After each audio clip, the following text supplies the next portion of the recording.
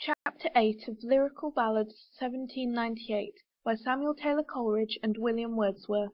This recording is in the public domain. Recording by Verity Kendall. Simon Lee, the old huntsman, with an incident in which he was concerned. In the sweet shire of Cardigan, not far from pleasant Ivor Hall, an old man dwells, a little man. I've heard he was once tall. Of years he has upon his back, no doubt, a burthen weighty. He says he is 70, but others say he's 80. A long blue livery coat has he, that's fair behind and fair before. Yet meet him where you will, you see, at once that he is poor. Full 25 years he lived, a running huntsman merry, and though he has but one eye left, his cheek is like a cherry. No man like him the horn could sound, and no man was so full of glee. To say the least, 4 counties round had heard of Simon Lee. His master's dead, and no one now dwells in the hall of Ivor. Men, dogs, and horses, all are dead, he is the sole survivor. His hunting feats have him bereft of his right eye, as you may see. And then, what limbs those feats have left to poor old Simon Lee! He has no son, he has no child, his wife, an aged woman, lives with him near the waterfall upon the village common. And he is lean, and he is sick, his little body's half awry, his ankles they are swoln and thick, his legs are thin and dry. When he was young he little knew of husbandry or tillage, and now he's forced to work, though weak, the weakest in the village.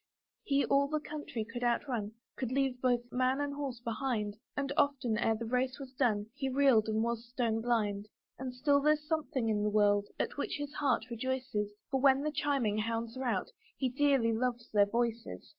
Old Ruth works out of doors with him, and does what Simon cannot do, for she, not over stout of limb, is stouter of the two.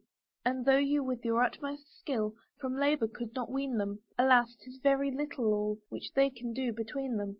Between their moss-grown hut of clay, not 20 paces from the door, a scrap of land they have, but they are poorest of the poor. This scrap of land he from the heath enclosed when he was stronger, but what avails the land to them which they can till no longer? Few months of life he has in store, as he to you will tell, for still the more he works the more his poor old ankles swell. My gentle reader, I perceive how patiently you've waited, and I'm afraid that you expect some tale will be related. O reader, had you in your mind such stores as silent thought can bring, O gentle reader, you would find a tale in everything. What more I have to say is short, I hope you'll kindly take it. It is no tale, but should you think, perhaps a tale you'll make it.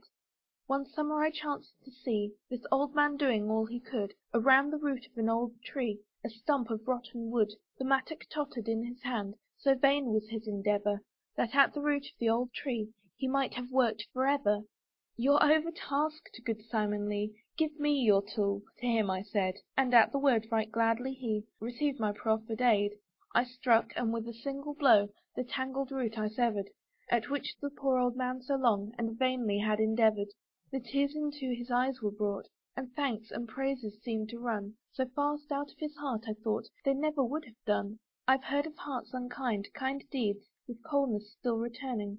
Alas, the gratitude of men has oftener left me mourning. End of Simon Lee, the Old Huntsman. Recording by Verity Kendall.